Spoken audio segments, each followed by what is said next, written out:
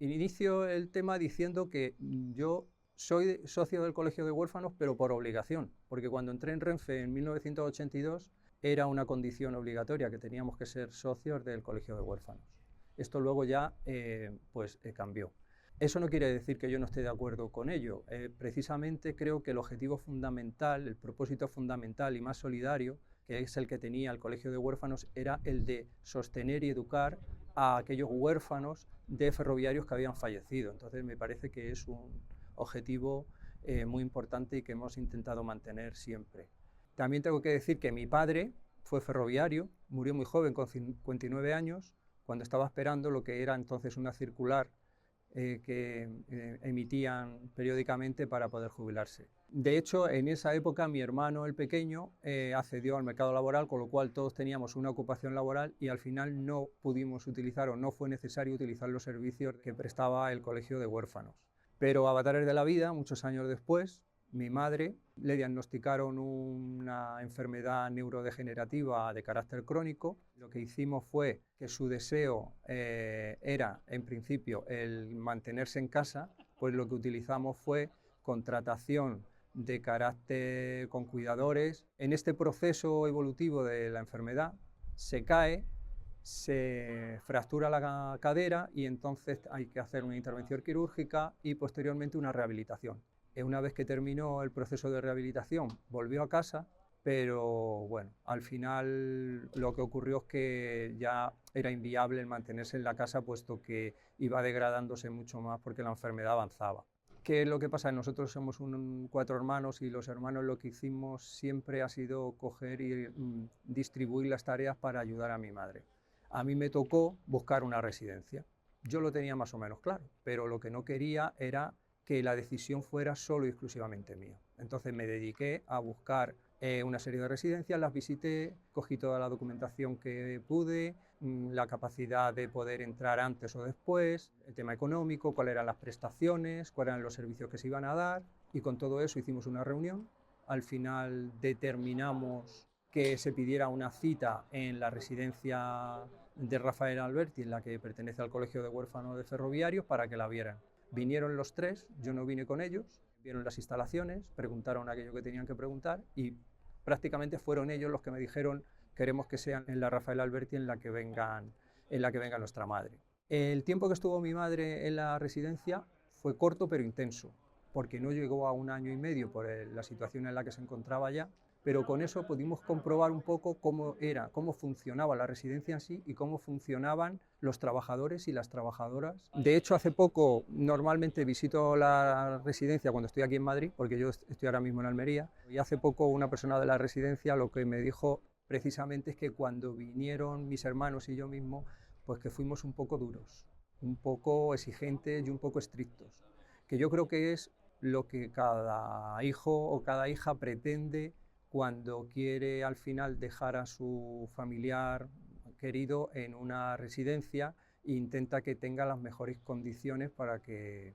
funcione lo mejor posible y esté lo mejor atendida. Desde mi punto de vista, podríamos hablar de que uno es la calidad humana del personal que trabaja aquí, con una atención que es personalizada y muy cercana. Y yo lo he visto porque ha habido situaciones en las que mi madre no estaba muy bien y yo estaba visitándola, y siempre ha habido una caricia, un acercamiento, unas palabras. Yo creo que el cariño, el personal que da cariño a los residentes, creo que es un valor muy, muy importante dentro de una residencia de mayores. Otro aspecto que me parece que es importante, la atención asistencial que tiene esta residencia. Tiene servicio médico, de enfermería, servicio de fisioterapia. Creo que son unos servicios que luego son muy importantes y que normalmente se utilizan en la residencia para este tipo de personas, para nuestras personas mayores. Otra cuestión importante es el tema de que tenemos cocina propia. Hay cocina propia, es decir, se pueden hacer menús, digamos, a la carta o muy especializados, y además dependiendo de las necesidades de cada residente, que es una cuestión bastante importante a valorar.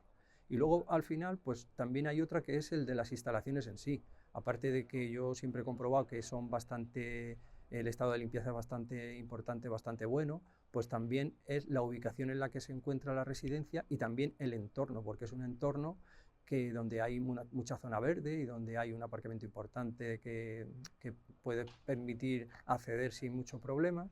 creo que este tipo de residencias hay que ponerlas en valor. Digamos que en el contexto en el que nos encontramos actualmente, la población cada vez más envejecida y con las necesidades de atención a dependencia, yo creo que haya centros, digamos que esto es una asignatura que tenemos pendiente, y que haya centros que aúnen o que combinen por una parte lo que es la calidad asistencial, por otra importante también creo que son unas condiciones laborales de los trabajadores y trabajadoras que hay en la residencia que sean dignos, porque van a trabajar mucho mejor. Y luego un modelo de gestión que vaya vinculado más a las personas a las que se trata.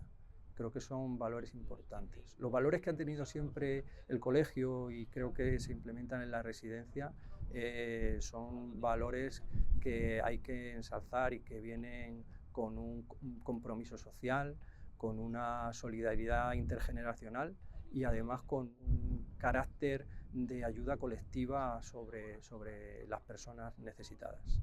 Podríamos cerrar con dos cosas que me parecen importantes. Esta residencia, ahora mismo el Colegio de Huérfanos y el ser asociado está abierto a todo el mundo, es una cosa muy importante que creo que la gente debe de conocer.